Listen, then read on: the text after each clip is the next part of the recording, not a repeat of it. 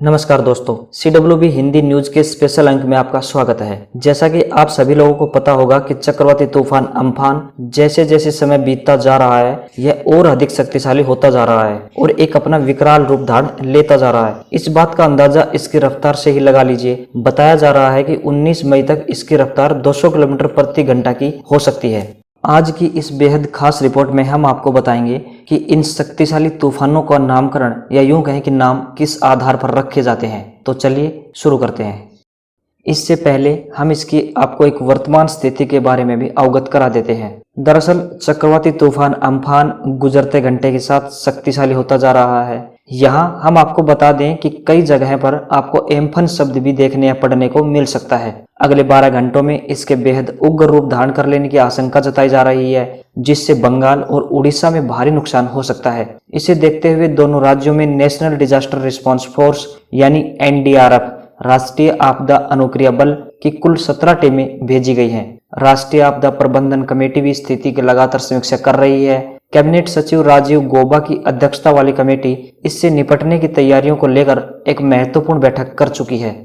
मौसम विभाग से मिली जानकारी के मुताबिक चक्रवाती तूफान इस समय बंगाल की खाड़ी में दक्षिण पूर्व में है और उत्तर से उत्तर पश्चिम की तरफ 6 किलोमीटर प्रति घंटे की रफ्तार से आगे बढ़ रहा है। इसका वेग धीरे धीरे बढ़ रहा है। तूफान 20 मई को दोपहर से शाम के बीच बंगाल के सागर द्वीप और बांग्लादेश के हटिया द्वीप को पार कर सकता है। अगर ऐसा होता है तो सोमवार से बंगाल के तटीय जिलों में आंधी तूफान और मूसलाधार बारिश शुरू हो जाएगी। मौसम विज्ञान के अनुसार मंगलवार को बंगाल के तटीय जिलों में 60 से 65 किलोमीटर प्रति घंटे की तेज हवाएं चल सकती हैं। बुधवार को तूफान की रफ्तार 95 किलोमीटर तक बढ़ सकती है, जिससे व्यापक क्षति का अंदेशा लगाया जा रहा है। तूफान जैसे जैसे जमीन की तरफ बढ़ेगा, समुद्र अशांत होने लगेगा। इस बाबत प्रशासन ने समुद्री इलाकों में रहने वालों को हटाकर सुरक्षित जगहों पर ले जाने का काम शुरू कर दिया है। मछुआरों को समुद्र में नहीं जाने की सख्त हिदायत दी गई है। अब आपके लिए यह भी जानना अति आवश्यक है कि आखिर शक्तिशाली तूफान का केंद्र देश के महत्वपूर्ण राज्यों से कितनी दूरी पर स्थित है। तो हम आपको बता दें कि तूफान का केंद्र ओडिशा के पारादीप से लगभग 980 किलोमीटर दूर व दक्षिण पश्चिमी और बांग्लादेश के खेमपुरा से 1250 किलोमीटर दक्षिण पश्चिम में स्थित है। इसके असर से बंगाल की खाड़ी के दक्षिणी हिस्से में सोमवार सुबह 150 किलोमीटर प्रति घंटा व मध्य हिस्से में 190 किलोमीटर प्रति घंटा की रफ्तार से तेज हवाएं चल सकती हैं।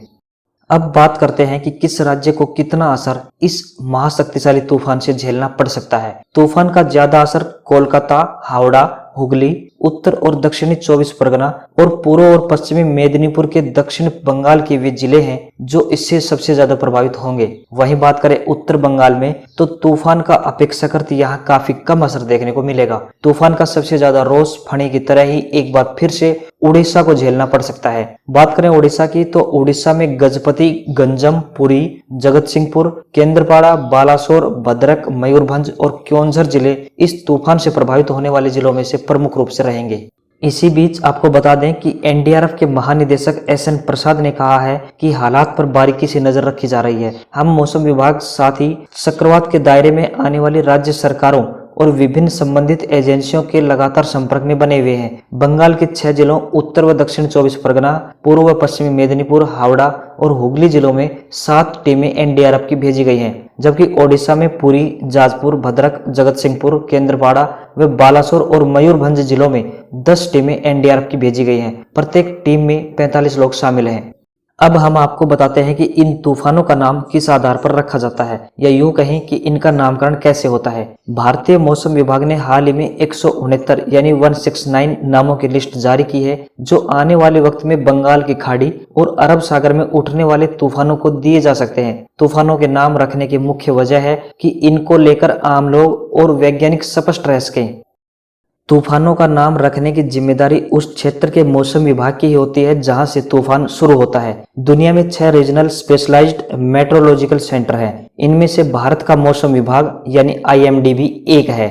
IMD यानी कि इंडिया मेटियोरोलॉजिकल डिपार्टमेंट। IMD के बारे में आपको बता दें कि भारत मौसम विज्ञान विभाग यानी IMD, जिसे मौसम विभाग भी कहा जाता है, भारत सरकार के पृथ्वी विज्ञान मंत्रालय की एक एजेंसी है। यह मौसम संबंधी टिप्पणियों, मौसम पूर्वानुमान और भूकंप विज्ञान के लिए जिम्मेदार प्रमुख एजेंसी है। चलिए आगे बढ़ते हैं।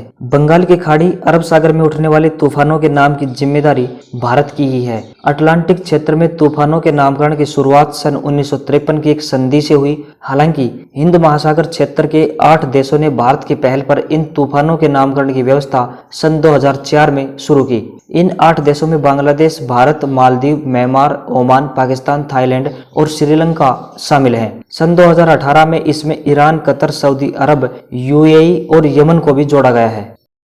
मौसम विभाग ने तूफानों के लिए 169 यानी 169 नाम पिछले महीने फाइनल किए हैं। इसमें सभी 13 देशों से 13 नाम शामिल किए गए हैं। अम्फान या यूं कहें कि अम्फन पिछली लिस्ट में भी था, लेकिन तब इसका इस्तेमाल नहीं हुआ था, तो इसलिए इसका इस्तेमाल अब किया गया है।